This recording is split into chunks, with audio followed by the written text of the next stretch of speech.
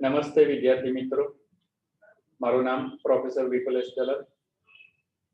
ઘણા વિદ્યાર્થીઓના પ્રશ્ન હતા કે મેરિટ બેઝ પ્રોગ્રેશનમાં સેમેસ્ટર 2 માં પાસ થઈ ગયા, સેમેસ્ટર 1 એમાં પણ પાસ થઈ ગયા,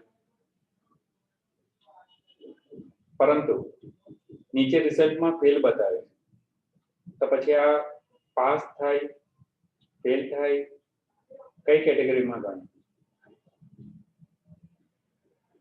તો એ લોકોના કન્ફ્યુઝન દૂર કરવા માટે આ વિડીયો તૈયાર કરેલો છે.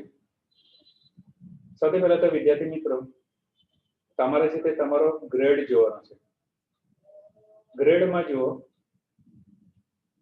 આ ગ્રેડ છે તમારા. આ ગ્રેડમાં એફ નથી લખેલો. જો એફ લખેલો હોય તો તે વિષયમાં ફેલ છે તેમ ગણીને ચાલવાનું. તો તમે જોઈ શકો છો કે સેમેસ્ટર 1 ફર્સ્ટ સેમેસ્ટરમાં એફ લખેલો નથી ગ્રેડમાં. સેમેસ્ટર 2 એમાં પણ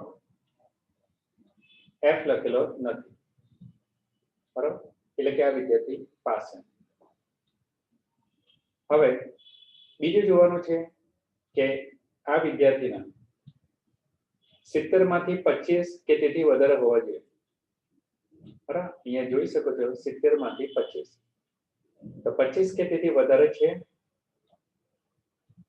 તેના માટે તમારે જોવાનું છે આ ટોટલ ઓબ્ટેન માર્ક્સ, કેટલા માર્ક્સ મેળવેલા છે. તો તમે જોઈ શકો છો કે અહીંયા બધા માર્ક્સ 25 કે તેથી વધારે છે. આ સેમેસ્ટર 2.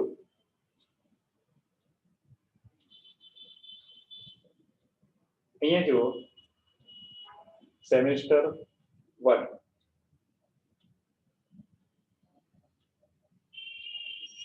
25 કરતા વધારે છે. હવે ત્રીજો આપણે જોઈએ, એટલે જો એક તો આપણે ગ્રેડ જોયો, બીજો આપણે કુલ માર્ક્સ જોયા, ટોટલ ઓબ્ટેન માર્ક્સ.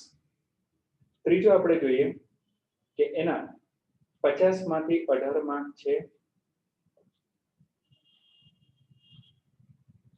આ એક્સેલના 50, તેમાંથી 18 માર્ક લાવવાના હોય તો શું એ છે? તો સેમેસ્ટર 1 માં જોઈએ ઓબ્ટેન માર્ક્સ.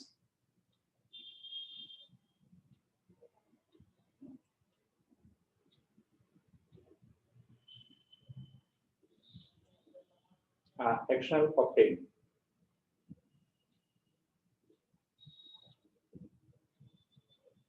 બરાબર? External obtain marks.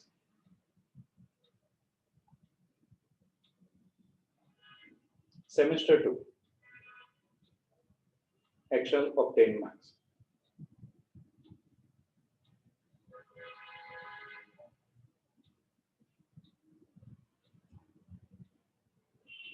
બરાબર? તો બધામાં આ બ્રેકેટમાં આપ્યા છે તે બધું નહીં જુઓ. તમે આ જુઓ 18 છે કે તેથી વધારે છે, એ કોઈ બી રીતે એડજસ્ટમેન્ટ કરીને 18 કે તેથી વધારે આપેલા છે.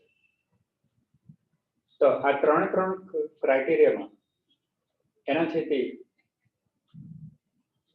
જે મિનિમમ માર્ક્સ છે તેનાથી ઓછા નથી. આથી આ વિદ્યાર્થી પાસ છે તેમ કહી શકાય. વાત રહી અહીંયા ફેલ, તો તે શું બતાવે છે? તો કે મેરિટ બેઝ પ્રોગ્રેશનમાં જે રિઝલ્ટ આવ્યું, તો ત્યારે સેમેસ્ટર 1 તેની અંદર આ વિદ્યાર્થી એની એટીકેટી હતી કે ફેલ હતા. એટલે ત્યારે છે તે એટીકેટી હોવાના કારણે સેમેસ્ટર 2 તો તેમાં છે તે ફેલ બતાવે ને એ રીતનું અહીંયા ડિક્લેર થયું. કારણ કે ત્યારે સેમેસ્ટર 1 આ વિદ્યાર્થીનું ક્લિયર નહીં હતું,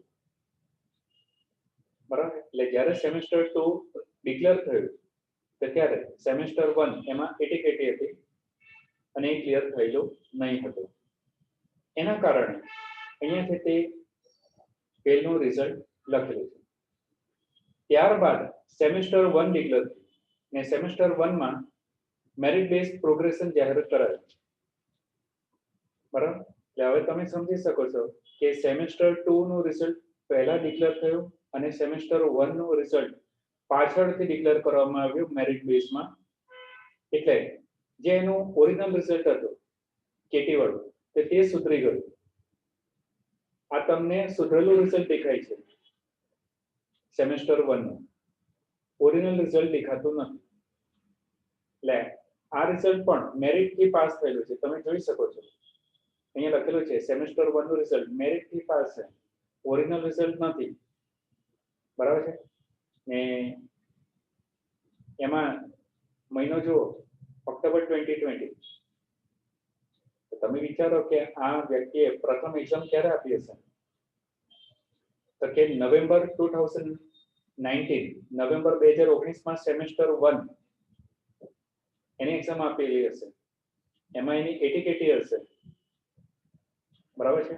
પછી આ પાછળથી ફર્સ્ટ સેમેસ્ટર નું મેરિટ બેઝ જાહેર થયું. મેરિટ બેઝ ક્યારે જાહેર થયું? તો કે ઓક્ટોબરમાં, ઓક્ટોબર 2020. એટલે પાછળથી જાહેર થયેલું હોવાના કારણે અહીંયા છે તે પાસ બતાવે છે. કારણ કે આ રિઝલ્ટ ફર્સ્ટ સેમેસ્ટરનું મેરિટ બેઝ પર સેકન્ડ સેમને મેરિટ આપ્યા પછીનો છે. એટલે સૌથી પહેલા સેમેસ્ટર 2 નું મેરિટ આપ્યું, પછી સેમેસ્ટર 1 નું મેરિટ આપેલું છે. એટલે સેમેસ્ટર 1 માં પાસ બતાવે છે, પણ સેમેસ્ટર 2 એ સૌથી પહેલા જાહેર થયું. સૌથી પહેલા જાહેર થયું અને ત્યારે સેમેસ્ટર 1 ક્લિયર નહીં હતું, એટલા માટે અહીંયા ફેલ બતાવે છે. કે મિત્રો આમાં કન્ફ્યુઝન માં પડવાની જરૂર નથી. આ વિદ્યાર્થી પાસ જ છે. તમારે મુખ્ય જે 3 ક્રાઇટેરિયા બતાવ્યા આગળ એ જ જોવાના છે. ને જો એમાં તમે ફૂલફિલ કરતા હોય તો તમે પાસ જ છો. ફરીથી કેમ, એક તો તમારે જોવાનું છે આ ગ્રેડ. ગ્રેડમાં એફ નથી. બીજું 70 માંથી તમારા 25 કે તેથી વધારે છે તો ઓપ્ટેન માર્ક્સ. આ ટોટલ ઓપ્ટેન માર્ક્સ, એ ટોટલ ઓપ્ટેન માર્ક્સ છે તે 25 કે તેથી વધારે છે. ઓકે. અને ત્રીજું 50 માંથી 18 એક્સ્ટર્નલ ઓપ્ટેન માર્ક્સ, તો તે 18 કે તેથી વધારે છે તો તે વિદ્યાર્થી પાસ. તેમ છતાં તમને તમારી શંકાનું સમાધાન દૂર કરવું હોય તો તમે તમારા કોલેજમાં જઈ શકો છો.